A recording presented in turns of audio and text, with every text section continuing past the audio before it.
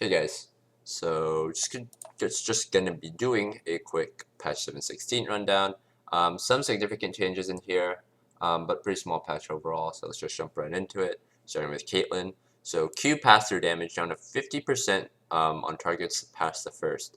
So this change is actually pretty significant. 17% isn't a lot, but when it's applying to every single enemy past the first, which is usually like a whole wave that you're hitting, it makes it really hard for Caitlyn to do things like shove and push. Push out and then recall, or like catch multiple minions and then recall, or even just like when you're grouped up as 4 or 5 later in the game when you're wave clearing. Um, your wave clear is a lot less significant. So this change is actually pretty painful. And this next one is snap trap damage, down 20 at rank 1, and then scales back up to the same at the max rank, but down 0.1 AD ratio. So I don't think this is even as big of a change as the Q is. Obviously, getting trap damage down early game will hurt, but the thing is, Caitlyn won lane mainly off of her oppressive range and just like headshot poke, rather than like the all-in damage from like traps, because only very specific supports could even set you up for traps. And in solo queue, generally you don't even really have the coordination for traps. This will hurt more in like competitive play, where people have the coordination to set up trap combos like perfectly pretty much every time. But the thing is, she still got all of her traps that are armable, and they still headshot, which is a lot of where the damage comes from. And they're still the same root duration, they're still the same arm duration. So Caitlyn will still be good. She was pretty much the consensus top pick on the patch still, despite the nerfs she's been getting. I don't think that will necessarily be the case anymore. She still will probably be the best champion in lane. But the thing is, you have to take into account is Caitlyn wins lane really differently than like a Draven or like a Kalista or like a Lucian. Like a lot of those champions when they were strong, and Kalista's still strong right now, um, kind of killed you. I mean, kind of won the lane by like killing you.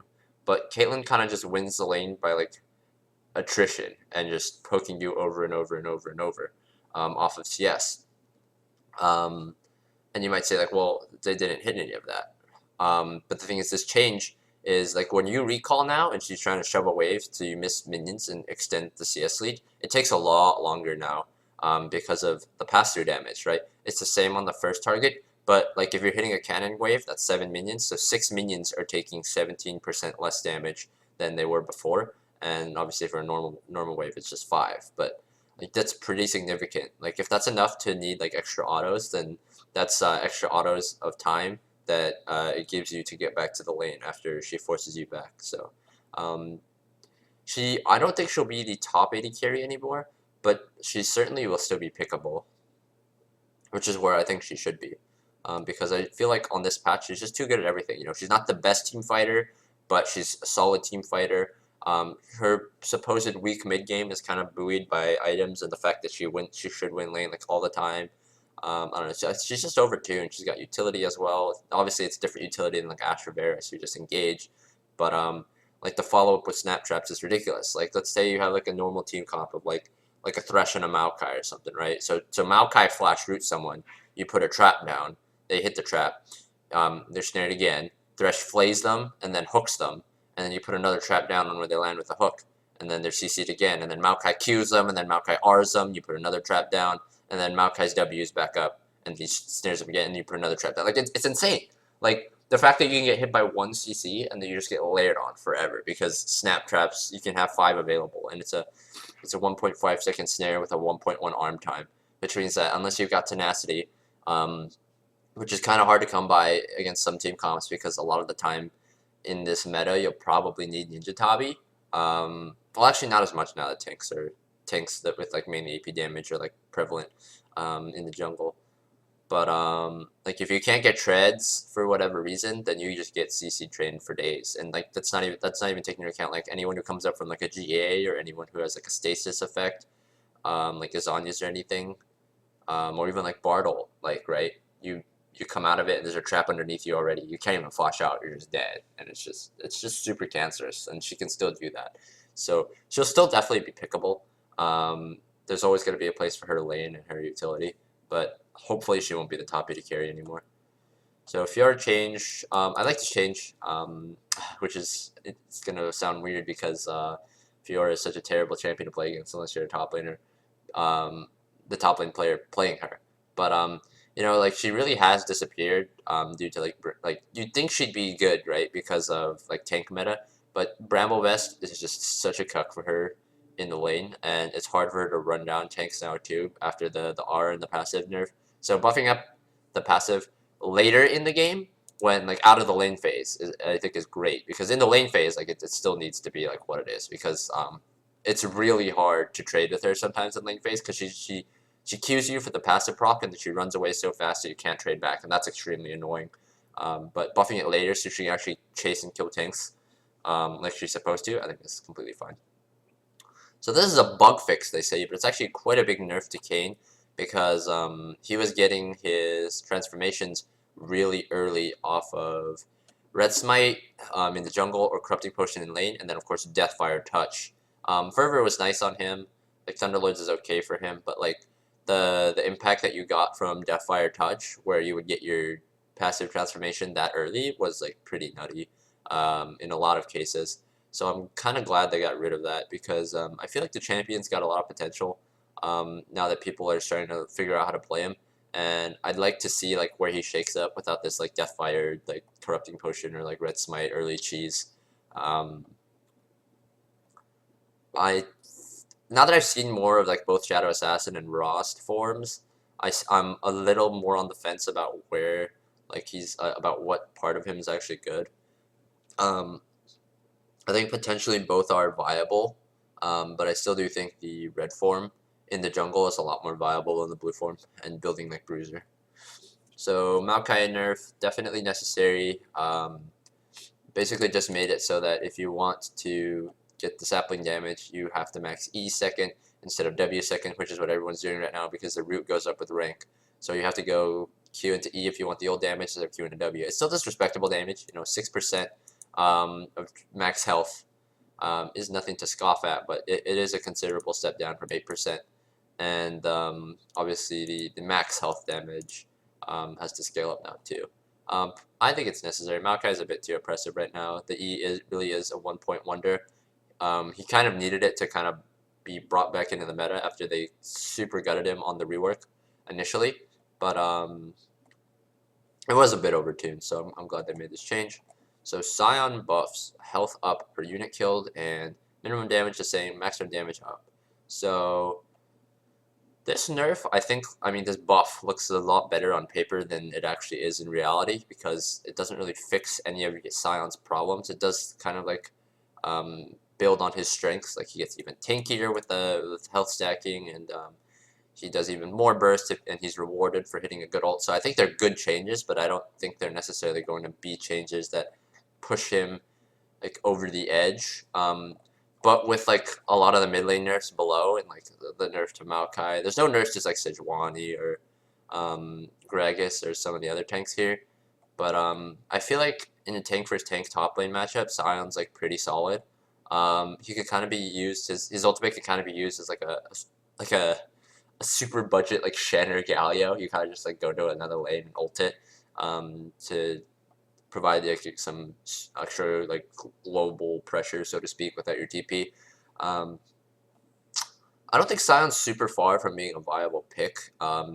His problems are kind of just like how easy it is for him to interrupt his Q, and how much damage, how much like power is in his Q, because his ultimate's so unreliable, and his E isn't always reliable in team fights either.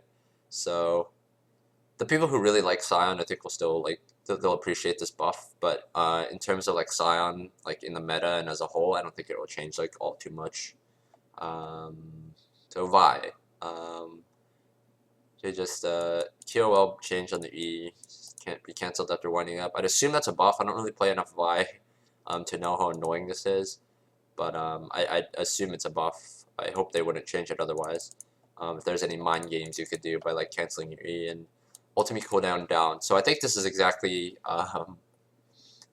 like, obviously I don't think it's gonna be like, oh, Vi's top tier again, but like I think this change is really nice, because it's kind of ridiculous when you think about how long this ultimate cooldown is in comparison to like some other cooldown ultimates. Like, yes, Vi ult is really strong, but is it so much stronger than like a League Sin ult or something that it needs to be like so much longer cooldown than them? Because 150 seconds is a lot of time.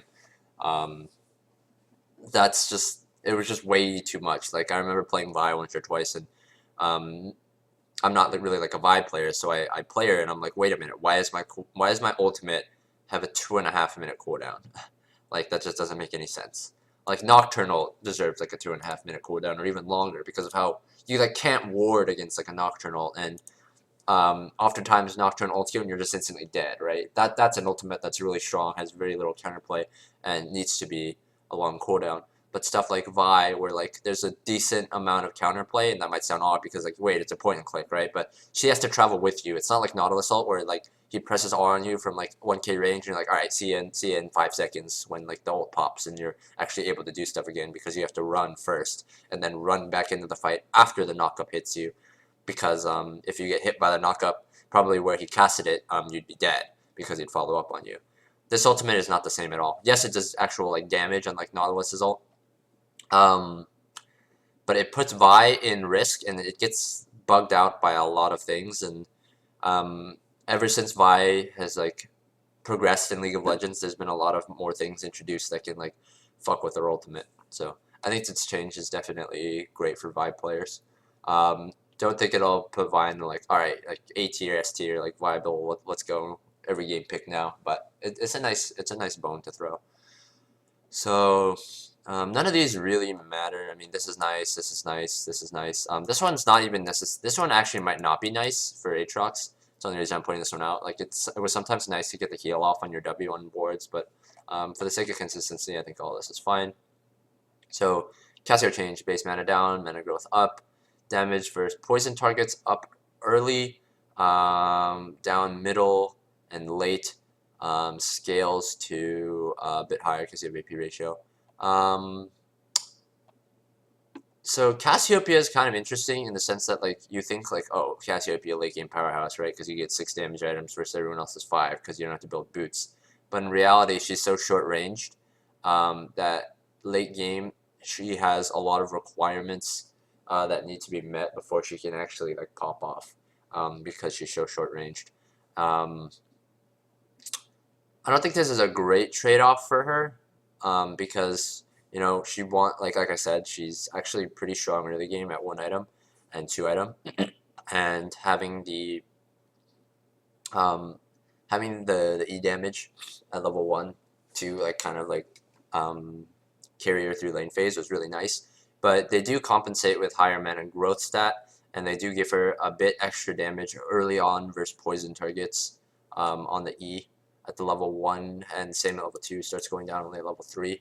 So overall, it's still a nerf, but I don't think it's like a nerf that'll make her like unplayable or anything. Same thing with this Corki nerf. It's gonna hurt because Corki, he has a lot of mana issues, so he'll tend to get pushed in like a decent amount for a mid laner until he gets blue buff. So this AD reduction will make it a little harder for him to last it under turret, which will suck a bit. But once again, not a nerf that should take him out of viability or anything. So this E buff is actually quite significant for Fizz in the early game. Like 18 seconds at level 1 is pretty ridiculous, considering the fact that it's his only escape tool as well as his only AoE wave clear tool. But overall, it's not really like, once again, like a change that's going to be like, all right, Fizz meta now, like let's go. But for the people who do play Fizz, it's something that they'll definitely notice and is definitely appreciated because of how reliant and how much power Fizz has on his E, like his escape plus his AoE all built into one. Hero's entrance nerf, I think this is completely necessary.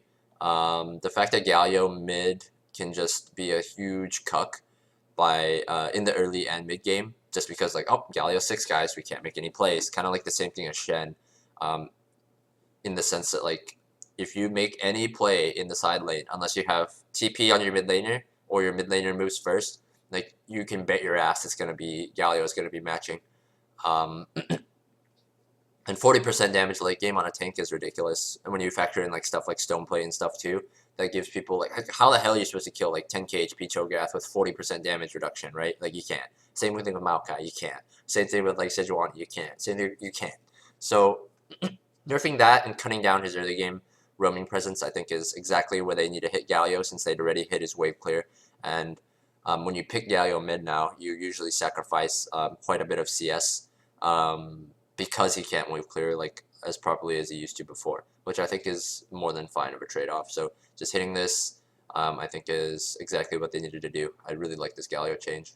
Really like this LeBlanc change too, because the way LeBlanc works right now is she wave clears like really fast.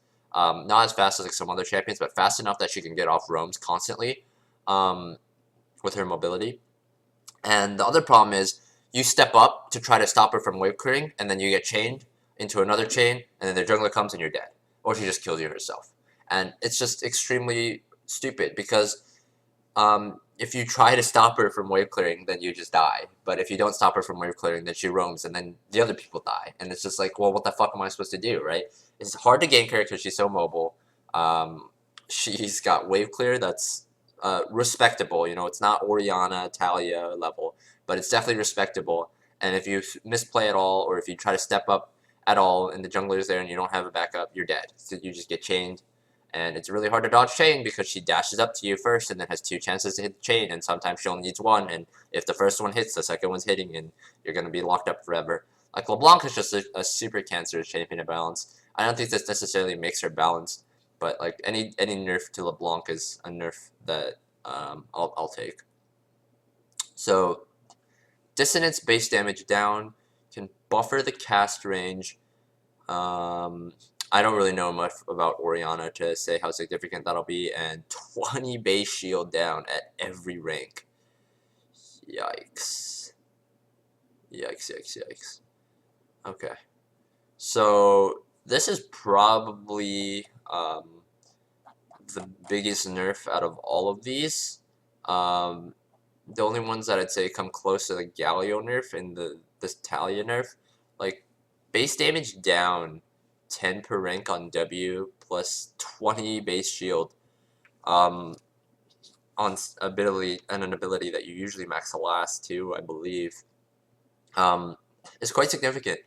I'm not saying it's not justified, because Orianna is too safe and just provides too much, right? Because you have utility in W and R and E, and you've got a lot of burst with the Q, W, R, and sometimes you can fit in E too. And she doesn't really have any issues getting really pushed in.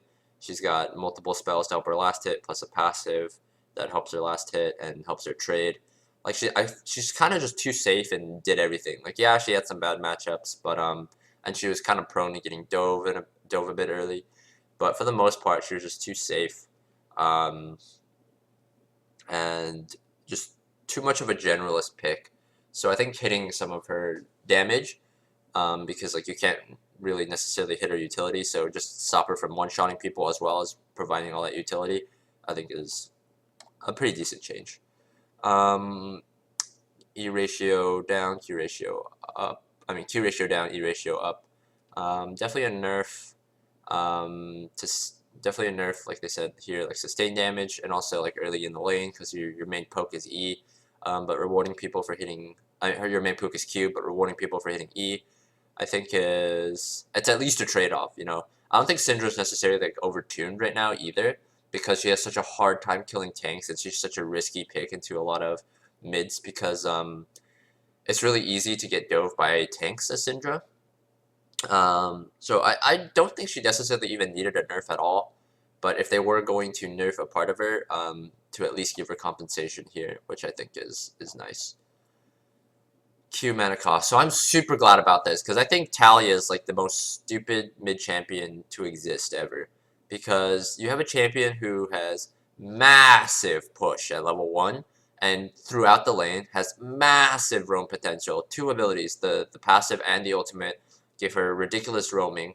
Her R is just so multi-useful. You can use it to stop sieges, use it to trap people on Baron, use it to zone people off Baron. You can use it to Roam, you can use it to cut off someone. Like, you don't even have to take it, so you can literally just shoot it to a lane and cuck someone without even committing anything. You can stay mid and push after you use it. Like, she's got so much power and everywhere in her kit, because it's like, well, like, the only thing you can say is like gank her early, right? That's literally the only like way to stop her. And she's really good at setting up ganks too, with like her her E and her W, right? So she does like everything well, right? Because in a team fight, like, there's gonna be like very little workarounds. So you spam Q over and over and over, so you do a fuck ton of damage. You've still got CC. That's I don't want to say like it's impossible to dodge at all, but the onus is definitely more on the Talia to miss, I'd say, than the onus is more on Talia to miss than the person to dodge. And on top of that, it's something that's like safe, right? You don't actually like put yourself at risk to fish for it, right? When you go for like WE on the block, right? You have to not only like put yourself in danger, but you also have to like stay in if you want to get the chain off. Whereas Talia's like, all right, go for the E. It's like, oh, I missed. All right, back off with my fucking move speed passive and wait for it again, right? And like, if they try to like chase upwards after you miss E, drop the W. It's like, all right, go ahead, dash through it. And then if you dash through it, I hit you with Q, and then you lose half your health and you're going back. And it's just like, what are you supposed to do on this against this champion aside from kill it early, right? Like, you could say that about any champion, right? Oh, Syndra was never a balance issue. Like, Orianna's never a balance issue. Just kill her early because she's immobile, right? But it's like, well, that's such a shitty way to like say counterplay. But now that like at the very least they hit part of her, which is like the fact that she can just mega Q spam like throughout the whole game. Because 70 mana is honestly a joke. Like, 70 mana is not a lot at all for that ability. Like Talia very rarely runs in fights. But now that it's 100, you actually have to like think about like, oh, if I do this, then maybe I won't have enough mana at the later parts of the fight to cast like this ability or this ability, which I think is like completely necessary. Because the fact that a champion can just auto push you in at level 1 and then auto roam at level 6 and just super safe late game, tons of damage and poke for free, fish for like a knockup. I just think the champion is too much in her kit. I'm really glad this nerf came. Ancient coin nerf, good. Ancient coins a bit overtuned right now. Not hitting the gold for it because there is a trade-off. I think that's nice because there is a trade-off to getting the gold. You have to actually be in lane and give away your position in the lane, and you have to go get the coins manually rather than like Relic Shield. You kind of just like go hit and same thing with Spell Thieves. I think it's fine for this to give more gold. The mana restored going down is nice though, because providing infinite sustain as well as the gold is kind of too much. It's really oppressive on supports with a heal. Cinderhulk, gold up. I think that's completely fine. Tanks and jungle are a bit oppressive right now. This will help bring them a bit more in line. They have to sacrifice a control ward on their base. The combine for Cinderhulk is really, really cheap. And the item in general is just really, really cheap. So definitely no complaints about this change. And yeah, that's about it. So pretty interesting patch. A metric fuck ton of mid lane nerfs, and not too many other like changes besides that, which I think is pretty interesting. I don't think the mid lane will change like too much altogether. Talia will still probably be picked the same instances. You'll probably even see even less of Syndra now, because she's so reliant on winning the game early because she's so terrible scaling up against tanks. Orianna, you might see a lot less blind picks on her because these nerfs are quite significant. I don't think you'll see much change about LeBlanc. Maybe a little less Galio.